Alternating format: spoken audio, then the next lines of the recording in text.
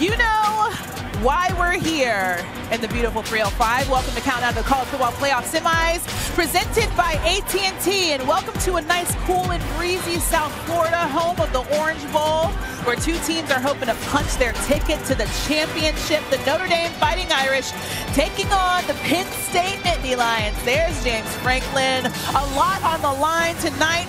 We're going to get you ready for it, just like Drew Aller and Riley Leonard are getting ready for this matchup. I said it was a nice and balmy day here in the South Florida.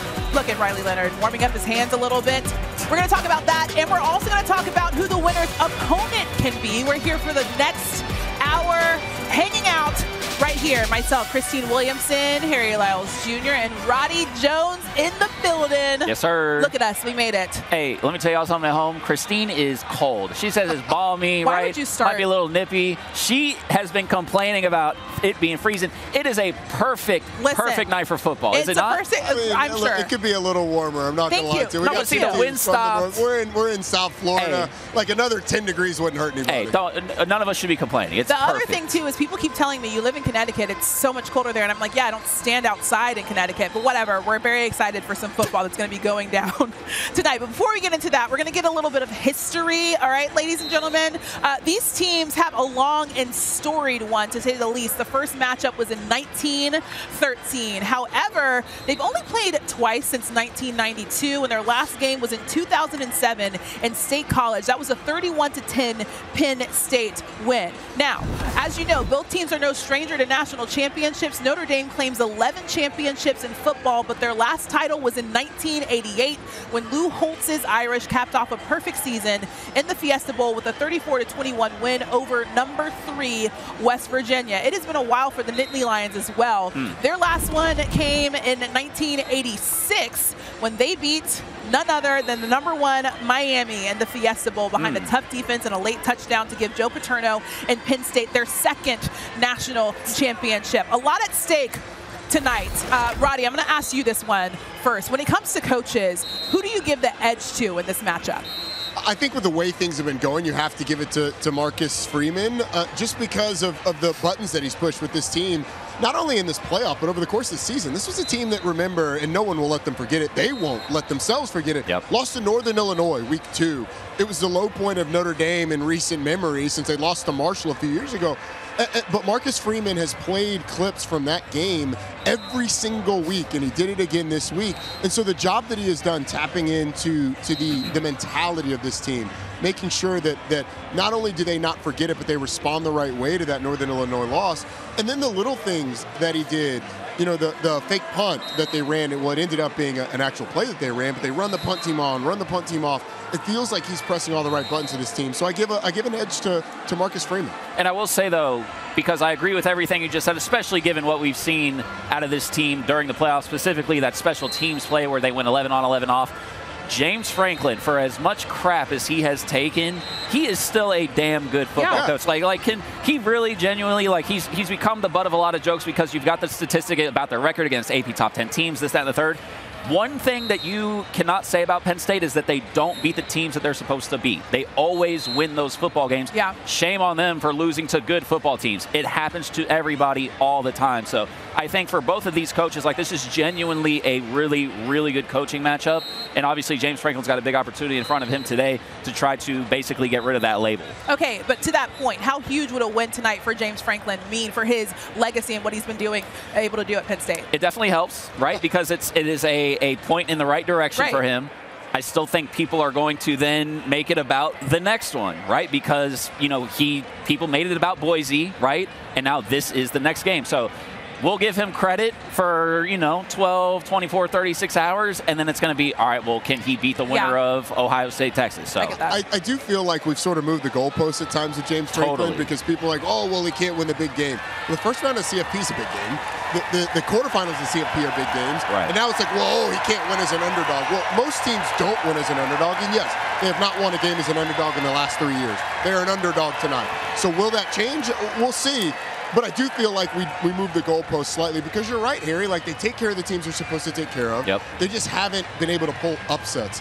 And will they be able to do it tonight? I think it would go a long way towards the way we think about James Franklin, or at least the narrative around it. It's crazy to think, like, shame on him for winning 9 to 10 games a year. Yeah. Like, really? Yeah. All right, so whatever happens tonight, there will be history made because both head coaches, Marcus Freeman and James Franklin, are both black head coaches, which means that whoever wins will be the first black head coach to play in an FBS championship. What does this mean for each of these coaches' legacy?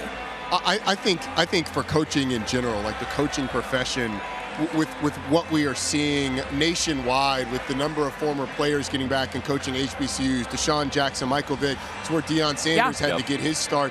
I think for black head coaches, it's big. Like, we're in the year of our Lord 2025. Wow. And this will be the first black head coach to coach in a national championship game. I mean, look at the percentage of players that are African American that play in national championship games on a year in, year out basis. So the fact that we're still crossing these first is still big, and it should be celebrated for either one of these coaches. Yeah, 100%. And I think a way for people to kind of look at this, because a lot of people you'll see, they'll try to be like, oh, why is this a big deal? Hey, man, like, a lot of schools didn't have black players until, like, people had had color TVs, right? Like that's a problem, right? Like, it shouldn't be a thing that we are still doing in, to your point, Roddy, the year 2025. Like, we should be well beyond this. It should be a thing that we're not talking about, but not because we shouldn't talk about it, but because it should be a thing that has already happened. So the thing that we are here with now, and the fact, honestly, that we're doing it with these two programs, and especially with Marcus Freeman. I mean, you saw the reception he got when he first became their head coach. To be as young as he is to be the head coach of Notre Dame is one thing. To be young and black and be the head coach of Notre Dame and have the success that he is having is incredible. We're going to talk about it a little bit later, but you mentioned Marcus Freeman and just kind of how he's changed the culture there at Notre Dame. How have you seen the culture change with that football team? They look like they're having more fun, you know, and I feel like a lot of, like, college football traditionalists, they don't like Notre Dame for a number of different reasons, to each their own, whatever the case may be. Hey, man, like, I've seen a lot of people be like, I can't hate this team. Dude, he's made Notre Dame likable. Yes. Not the Yankees. Like, if you're not a Yankees fan, you hate the Yankees. Yes. Notre Dame has become, like, this likable team, and a lot of it is because Marcus Freeman is so young and energetic. Doesn't hurt that he's great looking and he's in great shape, and it doesn't hurt that they've got quarterbacks in back-to-back years that are incredibly likable as well. Sam Hartman for his bachelor looks and his play on the field, but Riley Leonard for sort of the all-American feel that he has. I mean, he is such a grounded individual that this is a team that feels like it is led by someone who you can root for. And here's the other thing. Like, that's the off-the-field stuff. He has changed them into a physical football team. Yes. Remember what used to happen when Notre Dame took the field in the college football playoff against SEC teams? Yeah. They would get out physical. They get their tails kicked. That didn't happen last week against Georgia. Sure did. We walked off that field thinking Notre Dame is the more physical team, so he's changed them in that way. And it's all not even just that. It's been next man up. Because, like, we're at the time of year, like, this is the longest college football season any of us have ever had. True. They've been banged up. Like, we talk about a lot of their injuries on the offensive side, especially Jeremiyah Love. The fact that not only that they have played as tough as they have, but that they've also done that while playing next man up football is a testament to the job that he's done. All right, you mentioned players being banged up. Let's talk a little bit more about who we could see out there at 100%. Abdul Carter for Penn State is huge for their defense. If he's not at 100%, what does that mean for this football team?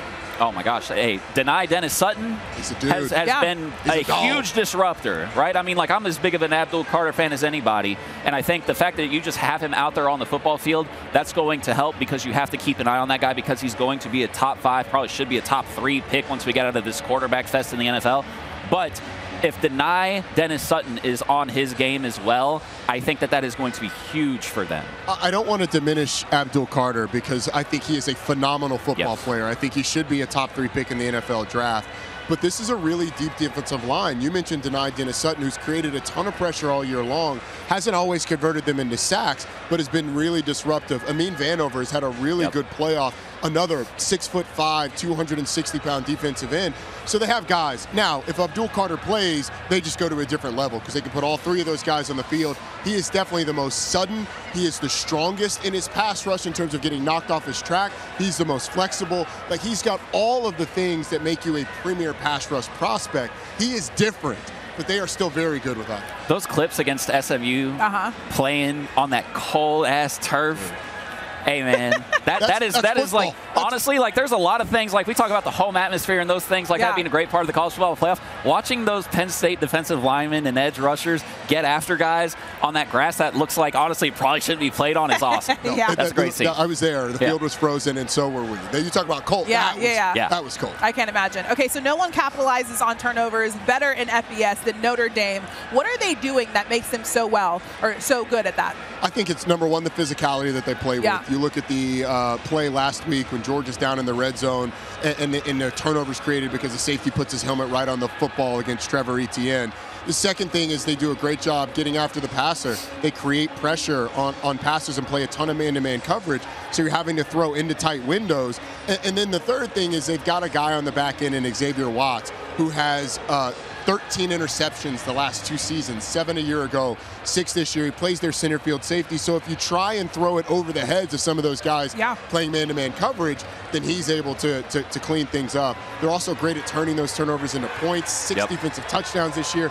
Like, it's just been, again, a team effort. So it doesn't have to be all offense because the defense is great at creating those takeaways. It's funny because half of those were like wide open interceptions, right, that they made. But that play from the Georgia game where there were 5 gold helmets swarming to the football, that's part of that mentality that Marcus Freeman has brought to the table that allows them to play that type of football. Because, you know, a lot of people say, like in basketball, defense is effort. Getting to the football is the effort part of the defensive part in this particular game. And obviously his team does not lack that one bit. All right, let's talk about the offensive side of the ball because this game could come down to what the quarterbacks are able to do. Drew Aller and Riley Leonard, who needs to perform better tonight in order for their team to get a win? That is a tough one. Who needs to perform better? I will say probably Drew Aller, because I think Notre Dame is a collective. They're going to try and run the ball. Riley Leonard's going to have to play well. He's going to have to be a part of the run game. But we talked about the disruptiveness of the defense. They're going to put them in advantageous situations. I think for Drew Aller, he's going to have more on his shoulders. Notre Dame's going to sell out to stop the run. They're going to force you to make throws against that tight man coverage. So I'm going to say Drew Aller, but only by a hair. And I'm going to go the opposite. Yeah. And the reason I say that is because we've seen Penn State get into a track meet with Oregon in the Big Ten championship game and keep up. Like, you know what's one thing we haven't really seen is Riley Leonard truly air it out. He didn't throw for, I don't think, more than 250 yards in any game this year. Correct. Right?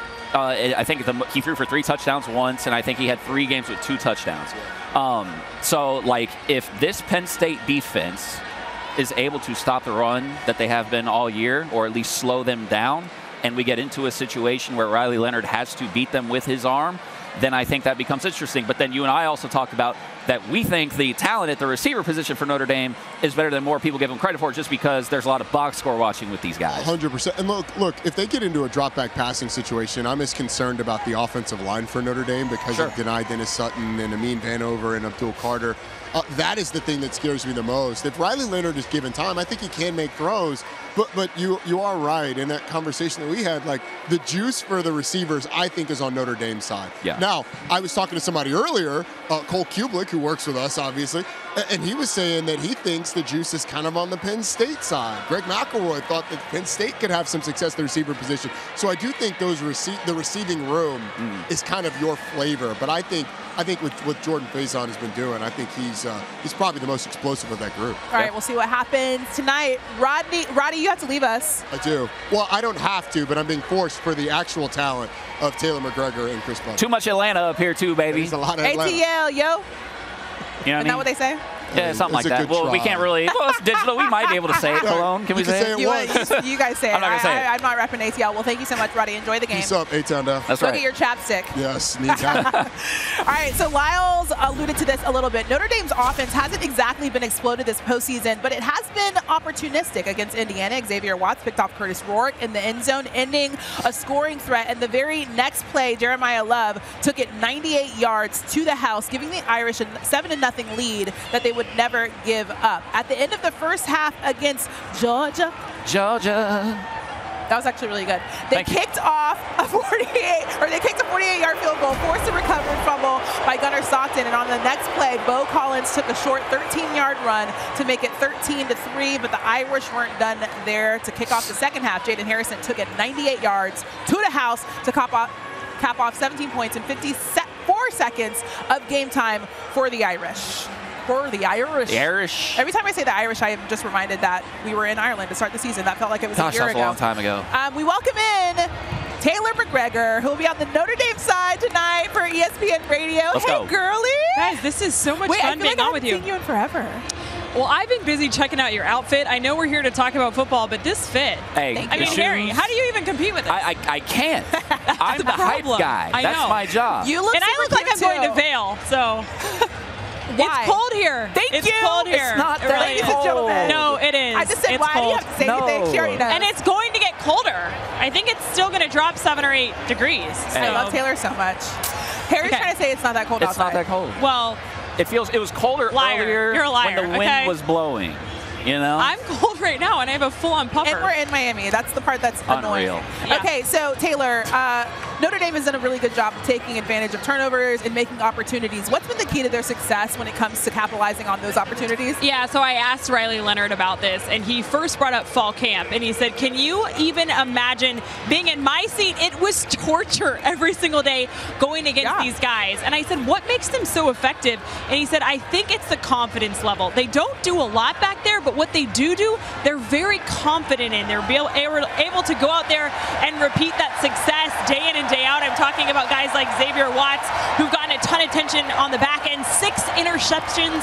So it's been fun to watch this group, and I expect there to be some sort of big-time play out of the back end here tonight. Yeah, it should be a really good one. I asked Lyles earlier just about the culture of this Notre Dame team, because it has changed. We're seeing Coach Freeman in the post-game locker room saying ass. They're kind of cool.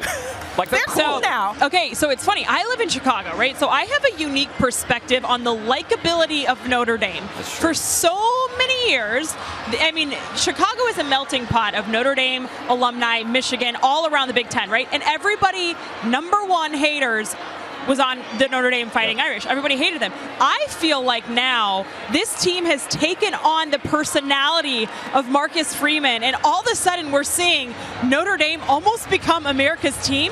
It is wild, and I have felt it living in Chicago. People hated them for so long, and now you're starting to hear people say, hey, I really like that coach at Notre Dame. Even if they really don't know that much about college football, I think it's his presence. And then, of course, Riley Leonard, a really likable guy as well. And I'm saying that right as they're getting booed coming out of the tunnel. But those are all Penn State fans. So it's been fun to see the way that Notre Dame has really taken on the personality and of their head coach and their quarterback. And honestly, too, to your point, it really helps that a lot of the highlights from when Notre Dame was good, this is not disrespect, but it's true, are in standard definition.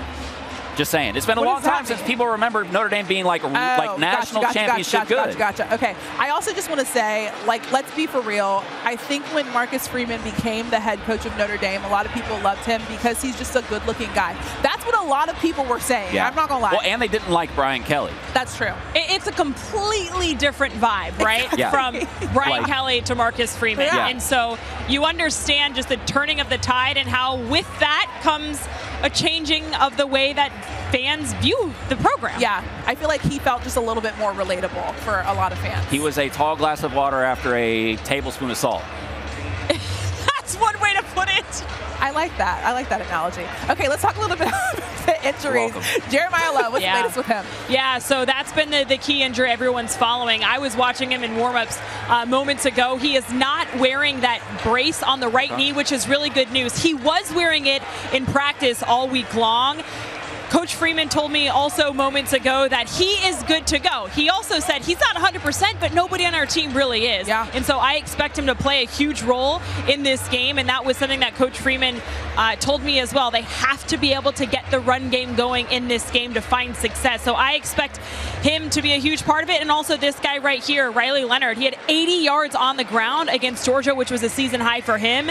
And when I was talking to him about it, he said a lot of that was just what the defense was giving him. But I would expect with Jeremiyah Love, maybe not 100%, that we see that guy run a little bit more today. When you spoke with the coaches, and to take people behind the curtain a little bit here, like in these coaches meetings, you can kind of get an idea as to whether or not they're feeling actually good about these things and if they've got a backup plan.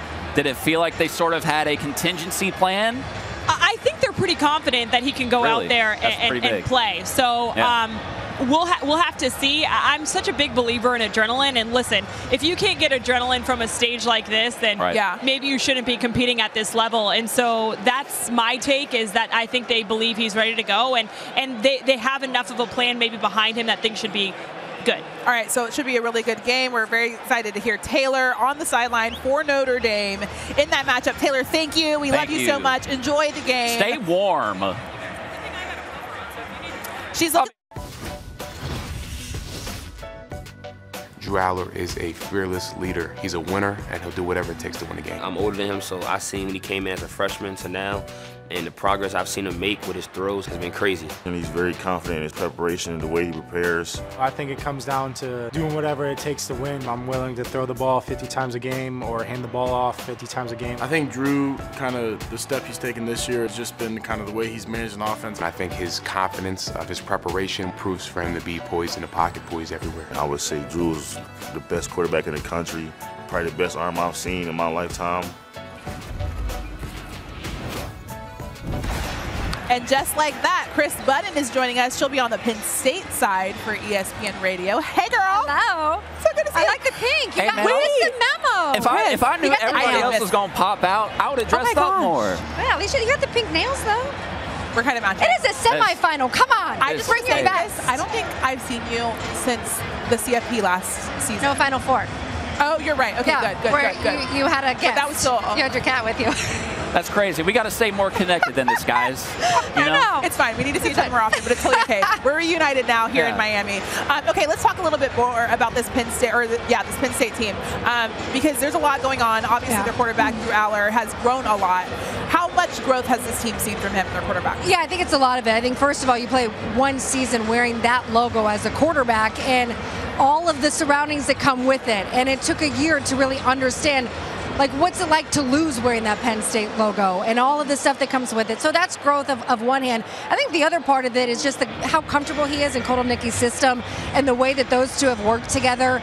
Like, Kotelnicki's very hands-on. Instead of drawing up X's and O's, like, he puts people in a meeting and moves bodies, and his understanding of what they do really works for Aller. And, like, today's an interesting game. Like, if he plays well enough, he says he's coming back. It's not a great quarterback draft class. Does he reconsider that if he has a good game tonight? How much do you feel like his confidence has grown? Because the talent has always been there. And you know how it is when we talk with players, like, you can tell, like, if a guy truly believes in himself. Clearly, they have had some big games. He has had some big performances. I talked about it earlier in the show about how he was able to keep up with Oregon. Like, how much have you seen that in a factor with him? Obviously, an offensive coordinator goes a long way. But to use a basketball phrase, sometimes you got to see the ball go through the basket. True. I mean, it helps when you have the weapons that you do, right? In the two running backs and having Tyler Warren. But it has, and it's been a momentum throughout this season. He's got one of the best completion percentages in the country. And while they don't take deep shots all the time, when they do, he's accurate. And with that, again, you see the ball go in and you start to believe in yourself a little bit more. I want to talk about this defense a little bit because we talked about him a little bit ago, Abdul.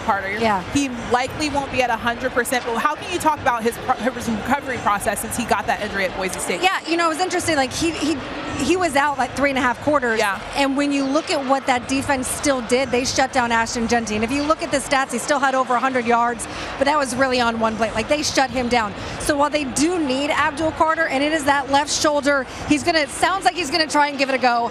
I tried to look up some Star Wars references to understand his Twitter feed. Yeah, like, what does that mean? I'm not on the new Star Wars stuff. I only know the old. It sounds like Darth Vader's coming back. Like, is that good? James Franklin pregame, it was like, this might be kind of like his, there they are, like his flu game. Like, this is like his Michael Jordan flu game. I'm going to come back from this shoulder injury. It doesn't sound like there's anything structural. It's just like, what kind of pain management can you go through today? So was that a little bit more precautionary for them in that first game against Boise State? Like, when they actually took him out, or did he genuinely just need to be like, hey, like, I can't go? From what I was on the other sideline, but it sounded like he wasn't even really testing it. Like, the pain was too much, and not knowing if it was structural. Sure. I mean, the guy's a first-round draft pick as well. You kind of Protect that bag. Yeah. Protect him just a little bit. Okay, so let's talk a little bit about Denai Dennis Sutton. He's huge for this team. How huge do you think he'll be tonight? Yeah, because he was especially huge last week when they didn't have Abdul on the other side, and he had 2 TFLs. And when you look at what this team does in stopping the run, and they're going to need to do that tonight, because you don't just have to stop Jeremiyah Love, you also have to be able to stop the legs of Riley Leonard, and Penn State's been able to do that. They loaded the box last week. I would expect them to do the same. They like to blitz. When you look at what Georgia did against Riley Leonard last week, he was uncomfortable getting the pressure on the dropbacks, so I expect them to do that same. Dennis Sutton will be huge for them, particularly if Abdul Carter's not at 100%, which I think we can all assume he's not going to be at 100%. Yeah, for sure. He'll be huge. So will you. Yeah, Can't wait to listen to you. Thank you. ESPN Radio. Thank you, guys. She's going to absolutely kill it. Thank you, Kris. Appreciate it. Good luck. Good seeing you. Have fun. Thank you. All right, you're watching us as we get ready for this matchup between Notre Dame and Penn State. Time now for the guarantee of the game presented by AT&T. Switching gears to the other semifinal, Ohio State has had quite a run of elite wide receivers the last few years, landing 4 receivers in the first round of the last 3 drafts. 2022 draft saw Chris Olave and Garrett Wilson go back-to-back at 10 and 11. 2,700 yards and 35 touchdowns for Olave and 2,200 yards and 22 touchdowns for Wilson in their respective careers with the Buckeyes. In 2023, the Seahawks took Jackson Smith and Jigba at 20. Smith had one monster season in 2021 for Ohio State, where he led the Big Ten in catches with 95 and yards with 1,606. This last draft, that was all Marvin Harrison Jr., who went 4th overall to the Cardinals. He had back-to-back 1,200-yard, 14-touchdown seasons for the Buckeyes, and was a 2023 Big Ten Offensive Player of the Year. And while he is not eligible for the draft this season or even next season, the Buckeyes have their next great wide receiver. That boy bad. True freshman Jeremiyah Smith, 1,200 yards on the season, including 187 yards in the Rose Bowl. Thank you very much. I just did great on that in play. Anyways, hi.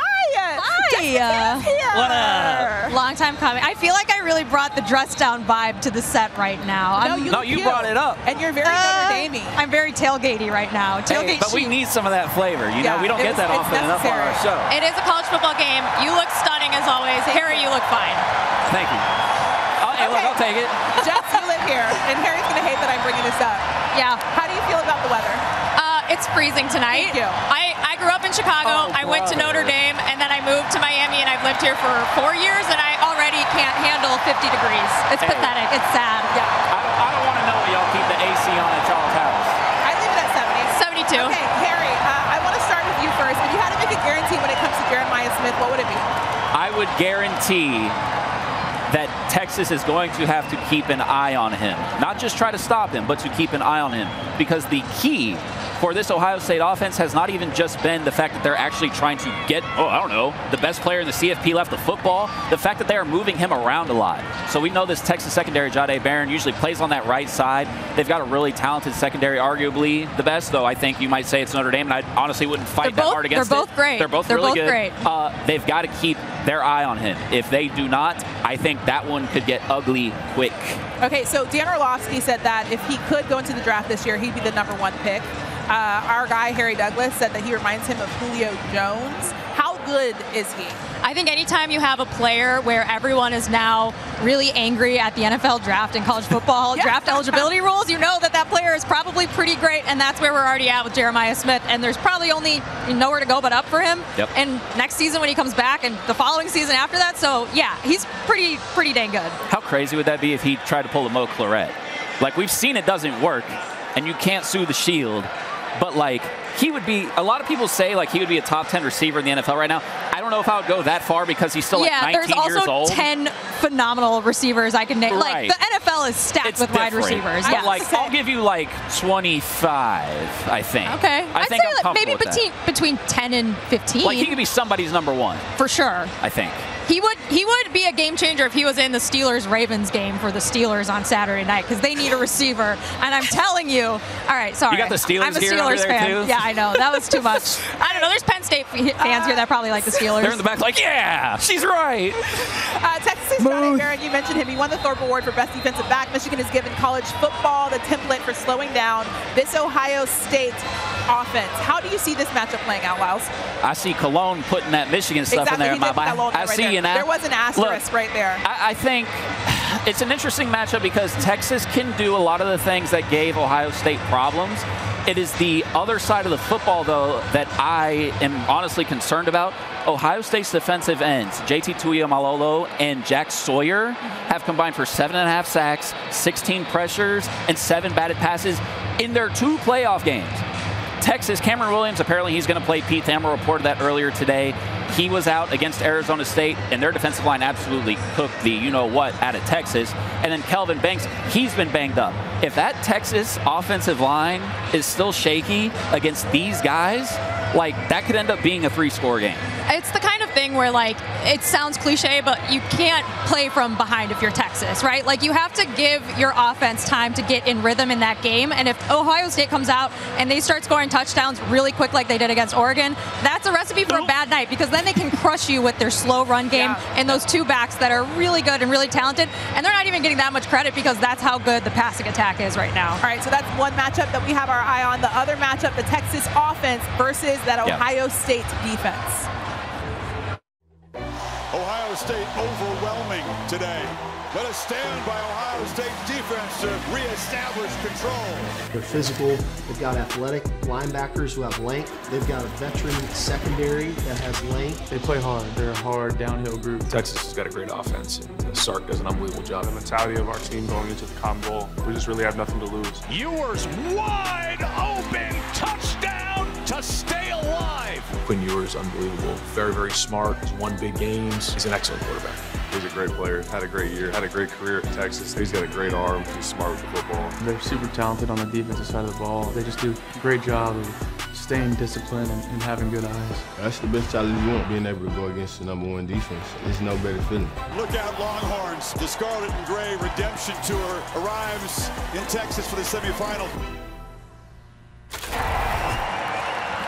Going to be a really good matchup tomorrow at the Cotton Bowl. We're going to play a little game called Horns Up or Horns Down. I'm not doing the horns down. I worked for the Big 12 for 3 years. I don't want to get a 15-yard penalty. Am I allowed to do that on the field? I'm scared. I'm nervous. Okay, so I'm going to say a statement, and they're going to tell me whether it's horns up, that means Texas, or horns down, which is, of course, Ohio State. We're going to start with the quarterbacks on this one. Quinn Ewers or Will Howard, horns up or horns down? I mean, in the playoffs right now, I have to go horns down and pick Will Howard. He's playing so well, and Quinn Ewers has had just such an up-and-down season. I think he's super talented, and he is capable of having a great game, but I think Will Howard is the hot hand right now. You know, the last time I was throwing horns down, I tore my calf.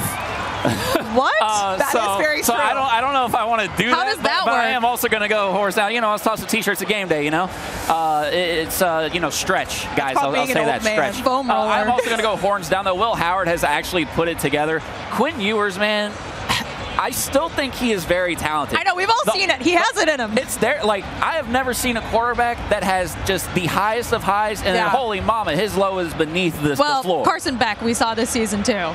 Like, it's very similar quarterbacks in the SEC championship game with the terms of like high ceiling, but the floor is lower than we thought it was when the season started. Hey, he had a heck of a sandwich type of a game against Arizona State because he made them early throws, and then everything in between was terrible, and then they made the last 2 that he had to at the end of that game. But I'm going to go Will Howard here. I just feel like it might be a little bit of Arch Manning just breathing down his neck a little bit. A little bit. Yeah, they made a whole commercial out of that. He just feels it. They did. Honestly, like that 30 for 30 is going to be absolutely insane. All right, the next one. What about when it comes to offensive play calling? Horns up or horns down? I'll go horns up for Sark. I mean, Chip's like one of the pioneer, innovative minds of college football, so it's hard to pick against him. But I do think Sark will be creative in this game, and he'll find ways to stay in it. I agree with that, but I'm still going to go horns down because I want to give Chip Kelly credit. Do it. Maybe I'm not. Do it. Maybe I'm not giving Chip Kelly credit. Maybe I'm giving the person, whether it was somebody that called him, texted him, maybe he was reading Twitter that said, hey, maybe you should get number 4 of the football. Yeah, that's a good idea. Right? You should and then try he that. opened literally everything else up. Travion Henderson had his best rushing game of the season against the team up to that point. That was the best team in all of college football. So I'm going to give it to Chip Kelly because he is one of the OGs, and he finally got it right. Okay, finally, the last question. Horns up or horns down? Who are you going with in this matchup? Ohio State. I think that one could get ugly. I really do. I really In what do. way? I don't think it'll be ugly. I think it might be. I think Texas's defense is too good to let it get ugly, but it could be like we see a late touchdown where makes it look a little yuckier than it was. Yeah. I think as long as Ohio State has not lost their hunger, I think that becomes another blowout. I really do. And now if they're starting to feel themselves, and they're like, oh, we're good. Hey, and even if it's a blowout, we love college football, and we're going to watch it anyways. Right, stop complaining about I love college football game. I'm a Notre Dame fan. I've watched college football playoff blowouts my whole life. Right, and she's doing just fine. She's used to it. I've survived. Sometimes you end up winning one, and we'll talk about that after the break. Hey! Uh-oh. Clip that. All right, that game tomorrow, 7:30 Eastern on ESPN. We can't wait to watch it. And there's a game tonight. We're counting you down to the college football playoff semifinal at the Capital One Orange Bowl. Kickoff at 7:30 p.m. on ESPN. Teams are about 10 minutes away from heading back into their locker room as we now welcome in former Penn State linebacker Jason Cabinda, who joined Penn State. You were here in 2014, right? I was. Yes, when James Franklin started his career here. Great to see you, by the way. Thank you for being here, and also great. Iced out. Wait, too. I was gonna say, can you show us the chain real fast? And it's a great jacket. I was going to say the jacket is great. Right. Thank you. Wow, you guys are awesome. Very positive today. Wow. We're having a good time. Always it was not very positive when we got here in 2014. 46 scholarship players on the roster. That's what I was going to say. How much has it grown under James Franklin since you were here? I mean, it's been amazing. We came to Penn State not even thinking we were going to play in a bowl game. End up finishing a Rose Bowl and a Fiesta Bowl by the end of my career here. I mean, to see the legacy and what we've left and to see Penn State back as a perennial top 10 type of team, I think it's an awesome thing. And before we get to more football, can we get a cold check? All right, do you think it's cold out here right now? It is not cold. It feels good. Hold on. It's not cold. Are you guys from up north or what? It feels good right this second. In these last 5 minutes, it felt really good, right? Yeah, I definitely got warmer when I walked in. I'm not gonna. I don't need the hat, but it's. I mean, you definitely don't need the hat. No, I think we all here need that. Scalp is warm. I hate being the worst dressed person on set. By the way, this is bad. I don't like this at all. You guys all look way cooler than me right now. No, you look great. Okay, so we're in Miami, the 305 Till I Die. So we're gonna play a little game called Miami Vices. We're going to talk about some vices that these teams have. And, you know, some vices are good, some are bad. But aren't they all inherently bad? Yeah, I was going to say, that sounds like what somebody that had a bad vice with a problem, would say. But pretty much. Okay.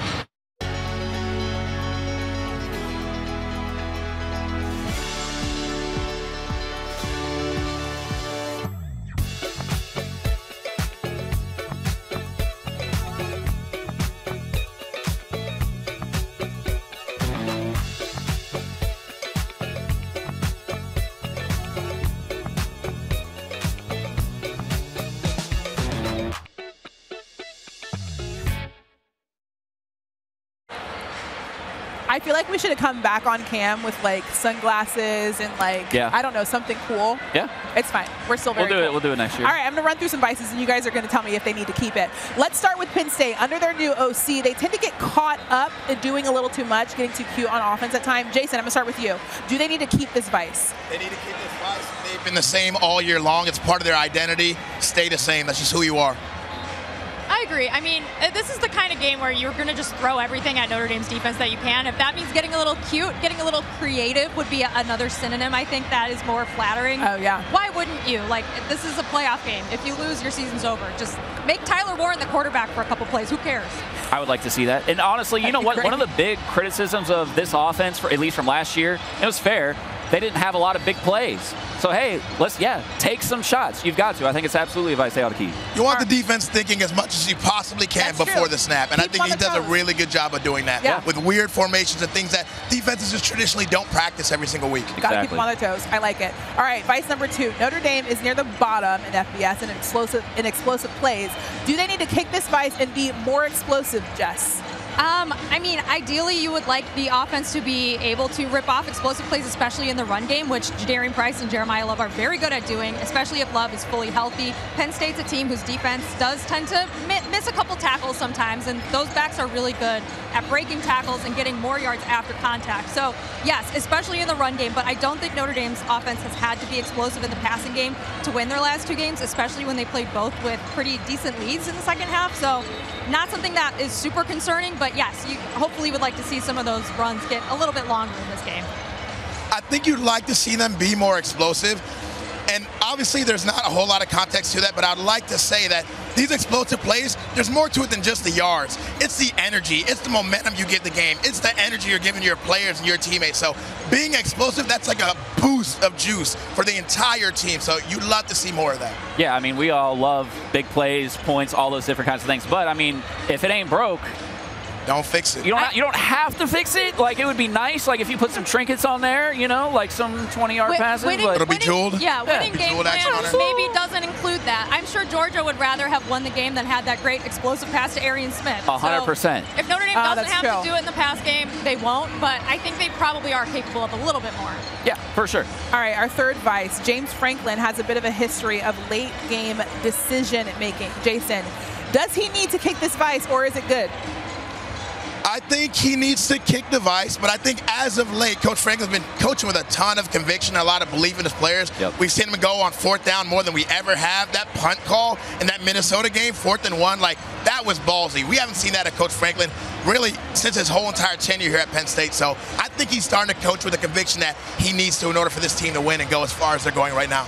I would agree with that. I mean, it's been a good season, right? There's only a few. There's probably a couple things you could nitpick, but overall, like, you got here, you're in the semifinal. Keep riding the aggressiveness and coast on it. We had dinner with an FBS coach last night that said, hey, if you're good, they're going to fire you anyway. At some point or another, all coaches get the boot. That's true. Hey, if you're going to go out being you, right? So, hey, make your decisions. Some are going to pay off. Some aren't. It's always easy for everybody, you know. I mean, we're those people. I'm those people around the horn, right? We go in there, we're like, oh, he shouldn't have done it. Well, yeah, it's easy to say that after it happened. So, yeah, let him be him. All right, I like that little flex that you just did there, Harry. Notre Dame has used special teams to flip games all season long. Some would say they lean on this a little bit too much. Jess, should they kick that vice? I don't know who would say that because I think that's absurd. I think if you have 3 phases of the game, why not find an advantage in all 3? So far, special teams, minus the field goal kicking injury issues that Notre Dame has been a big part of the success they've had this season, especially in creating turnovers and flipping the switch on games. We've seen that in both playoff games that they've won so far. So I think that's a really great thing and a great way to find an advantage against great teams. I think they need to keep going with the special teams. I think, like you said, having an advantage in that third phase that not many teams take very seriously. Like, not many people talk about field position. Not many people talk about when that big punt block finally does happen, because it just doesn't come very often. But it can be the game changer, especially in a game at this level. It's funny, special teams is like the referee of a football team. It doesn't get any credit for just doing their job, but you hear about it when it's not when they working. screw it up. Exactly. And so, I mean, look, I did not think any play call going into a game was going to beat the intentional 12 men on the field that Dan Lanning had. Going 11 on and 11 off that Marcus Freeman did and drawing that offsides was the most baller thing I think that we saw all season long. So, yeah, hey, look, you got to have it. You got to have it. And when you're not a very explosive offense, having special teams as your advantage and being able to have better field position obviously helps your offense. That's true. All right, our final vice is one that I'm going to give to Harry Lyles, because 3 of the teams that are currently playing in the semis, they are in conferences. One is not. What? Oh, man. Do you think that Notre Dame should kick that vice? No, I don't. I don't. And I'm not just saying that because if I say that they should, Jess is going to hurt me once the show goes off. But no, I wouldn't. I think it's a part of Notre Dame, man. It's a part of their mystique. Yeah. Do I think that we will get to a point eventually where it happens? Probably. I do think that will happen at some point. But I don't think it's something that they absolutely have to do, especially given the way that we have decided the seeding is right now, and they're not going to change it next year. True. If Notre Dame decides the best that they want to do is a 5 seed and they say, hey, like, we'll take that, I think that's fine. Yeah, I think if any team could be independent if they wanted to, only Notre Dame can. And the best part about it is listening to other people whine about it. I'm not going to lie. I drink their tears every season, all season long. Being independent is great. Wouldn't trade it for anything. Jason would have that. And we're talking about college football as a whole.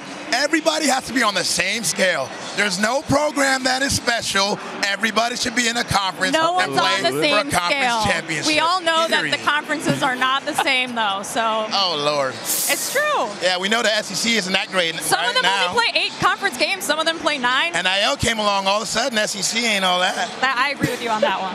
All right, just before you leave, do you have any words of encouragement for your Fighting Irish? Notre Dame's exercised a lot of demons this season, especially getting over the early season flop against Northern Illinois and then coming back and winning 12 straight, beating the SEC championship, winning the New Year's Six bowl game finally. Tonight they need to exercise the demon of winning in South Florida. There's some scars in this stadium, man. Notre Dame fans out there tailgating. We're all talking about 2013 and 2017. Uh-oh. They need to win a game in this stadium. Uh-oh. All right. We'll see what happens. Notre Dame's most famous alumni, by the way. What? Notre Dame's most famous alumni. Me and Regis Philbin. Yeah, you and Regis. Like, I know we had Shane Gillis on Linear Game Day and stuff like that, but like right here. Yeah. All right, Jess. Well, good luck tonight. Thanks, Harry, for the sarcasm. Good luck. We're here with you. I will not be wishing you luck. Oh, yeah. You That's guys fine. are That's fair. Ooh. All right, we've been talking for like 45 minutes now, and there's one guy that we haven't talked that much about. That is Tyler Warren. I think at the end of the day, Tyler is a football player. He's versatile, quiet, humble, and freak, dependable, reliable, great athlete, team player, and trustworthy. Just a brother. you know, there's not a thing on the football field that he can't do. The way he plays, the way he's confident in his game. Play receiver, obviously. He can block, you know, can throw. He's a good quarterback. He's the type of player, you know, which makes our offense better. He does it all. He's a complete football player. He's a complete tight end.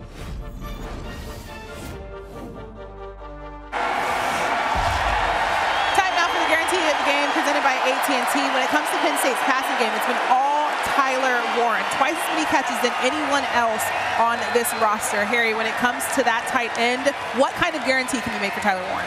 I can guarantee that he is going to be a factor in this game as long as Notre Dame doesn't stop him. They've been the best this year at defending against tight ends. They're allowed the second lowest QBR and the lowest completion percentage, but he's just so dynamic. They line him up in so many different ways. He is like the typical guy that you want on your team where you're like, hey, are you willing to do anything to help us win a football game?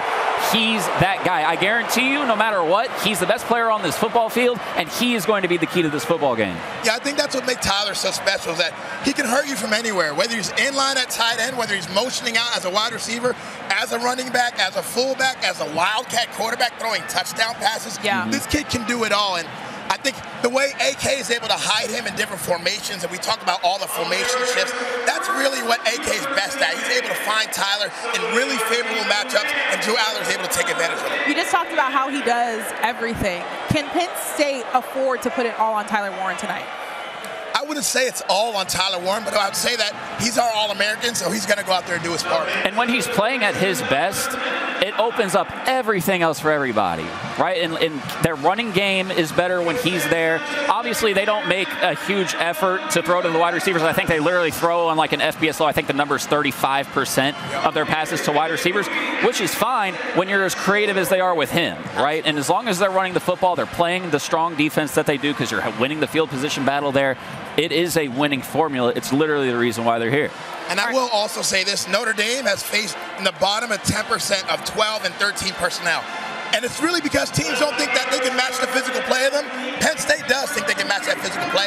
So I expect to see that heavy personnel. Possible breakout games for guys like Luke Reynolds and Khalil Dinkins, our backup tight ends. Yep. All right, let's talk a little bit more about your quarterback, Drew Aller, because I feel like people may have been sleeping on him this season as a whole. In the last two seasons, he only has 9 interceptions. So do you feel like people have been sleeping on him as a quarterback?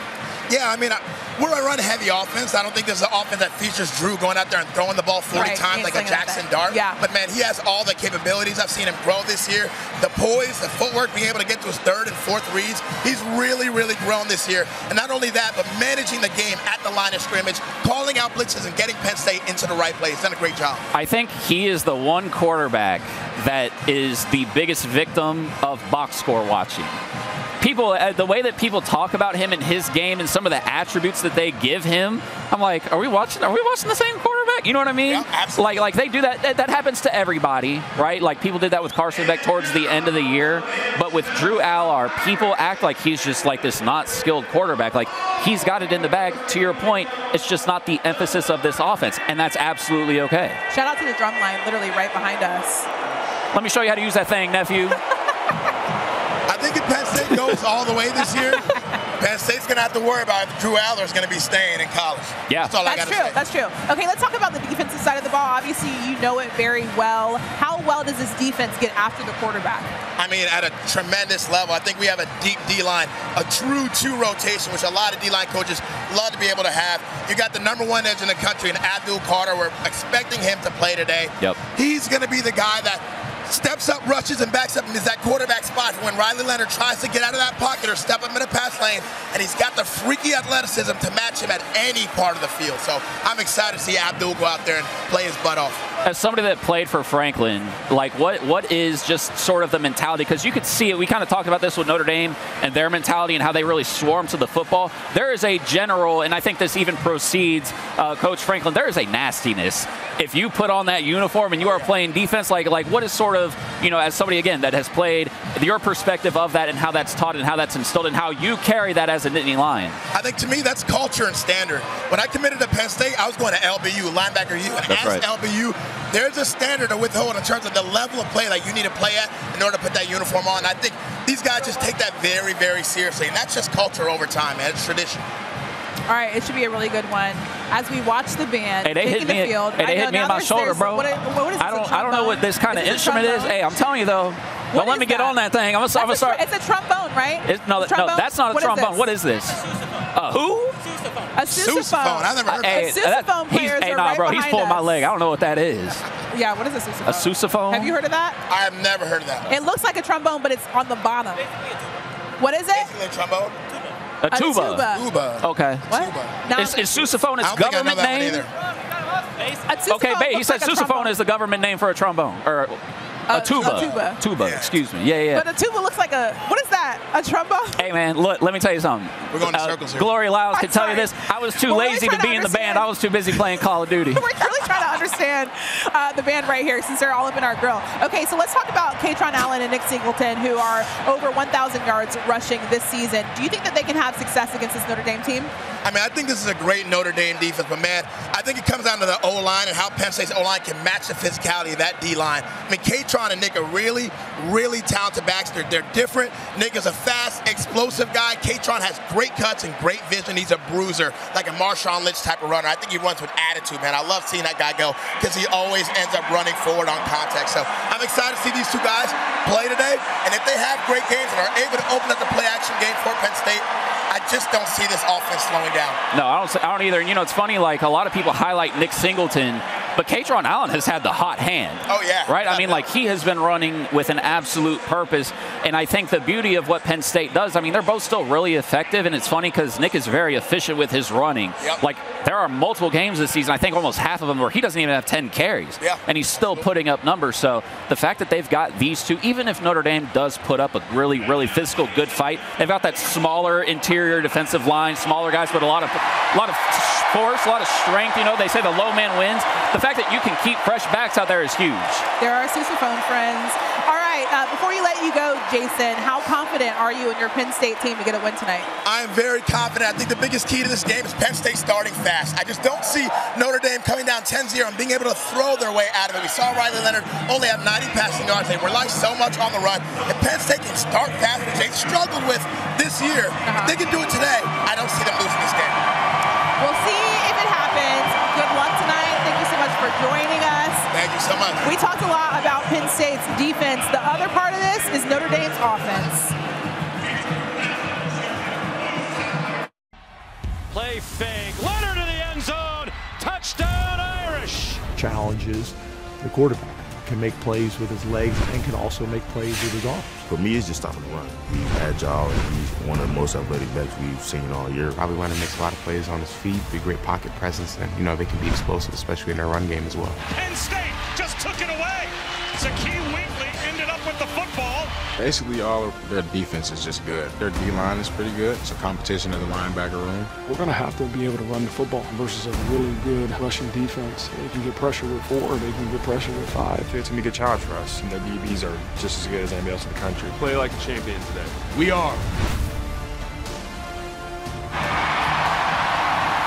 Notre Dame's offense hoping to find success against that Penn State defense. And we just looked around here because we've been out here for what, about 45 minutes, almost an hour. Yeah. It's starting to fill in. A lot of fans here. I'm seeing a little bit more Penn State than I am Notre Dame. It's a lot of white. Do you agree with that? Do you agree with that? Yeah, I think so. Yeah. We knew that. Yeah, you guys got that on lock. For no reason. They're not new to this. They're true to this. Okay, let's talk about this matchup a little bit more. How do you think that this Notre Dame team is going to find success against Penn State? I think for them, it starts in the run for them. They've got to run the ball well. You got guys like Zane Durant, Devon Ellis, Abdul Carter. They've got to get that push up front because these guys are explosive. They're great with their hands. They're able to wreak havoc in the backfield. If they can't stop that D-line, they're going to have a long, long day because Riley's going to have to throw this ball 30 to 40 times to win it for them. Yeah, I think, look, both of these teams very much mirror each other, right? They want to run the football. They're not super interested in passing the football to wide receivers, and they play really good defense. Now, the team that I feel like that has the higher offensive ceiling is your guys. It's Penn State. We've literally seen them again, and I know I keep bringing this up, but the fact that they were able to sort of go punch for punch with Oregon, that was the game for me. That opened up my eyes because I did not think y'all had that in you. I really didn't. And the fact that we saw that, we've seen you guys put up points now consistently for the last 3 games. I think people are sort of sleeping on that with Penn State a little bit. I wouldn't be shocked if Drew Allard comes out here, they're having success throwing the football, and if they do have that, I think that puts them over the top. We just saw Riley Leonard. There are some highlights of Riley Leonard doing it all with his legs. Can they rely only on Riley Leonard's legs in this matchup? I don't think they can. Penn State's got a lot of speed at every level, at the D-line position, at the linebacker position, at the safety position. And they're going to spy this guy, especially if Abdul plays this game and he's nice and healthy, you're not getting away from it. This guy's going to go to the combine and run a 4.4. He is Micah Parsons type of freaky. So we're going to see how he does today. And also one of those things, too, when you're playing against a defense like Penn State, we talk about that mentality. Your guys out there want to take his head off. Oh, yeah. And that's not to say that Georgia didn't or anything like that. And he had a lot of success running against them. But I think when you're playing in a game like this and you take some of those big hits, Abdul Carter is different, man. Right? We talk about Deny as well. It makes you think a little bit more when you're running up that football field. You start looking over your shoulder a little bit more, right? So I don't think it's going to be that simple for them. I think if Jeremiyah Love is healthy, which I really don't think we've seen that since his initial injury against USC. Because if you take away that, 98-yard run against Indiana, he would have had something like, I think, 8 yards in that game. So he hasn't been the same player. They need something out of him. Jadarian Price is also going to be big for them. It can't just be Riley Leonard on the ground. Okay, so we talked a little bit earlier about the special teams and how important it will be in this matchup, especially because these two teams are so similar. Do you think it will come down to special teams? I don't think it'll come down to special teams, but I think there'll be a big play on special teams in this game that can be a game changer.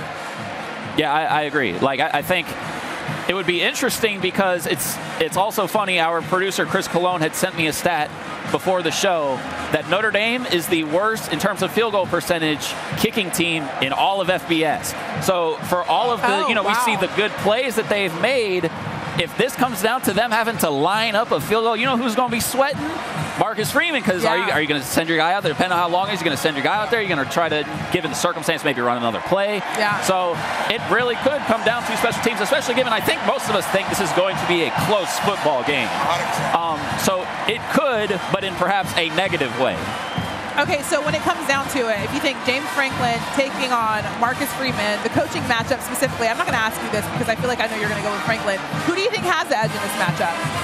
It's tough to say because I do think that I'm certainly high on Marcus Freeman right now because of what we've seen over the last couple of weeks with him.